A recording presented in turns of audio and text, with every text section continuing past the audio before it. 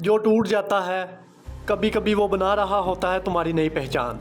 मैंने अपने रब को अपने इरादों के टूट जाने से पहचाना। हज़रत अली रज़ी अल्लाह ताला अन्हो का ये एक जुमला इंसान की ज़िंदगी का सबसे गहरा सबक है। माइंड पल्स की वीडियोस में एक दफ़ा फिर से खुश आमदीद।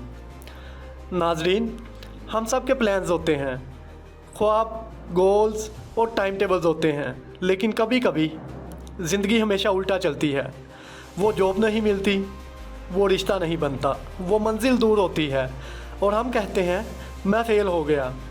लेकिन हज़रत अली रज़ी अल्लाह ताला अन्हो कहते हैं नहीं, ये अल्लाह का तरीका है तुम्हें तुम्हारे इरादे नहीं अपनी मर्ज़ी समझाने का। साइंस भी मानती है जब हम किसी सेटबैक को लेसन की तरह ट्रीट करते हैं तो हम डिप्रेशन से बच जाते हैं।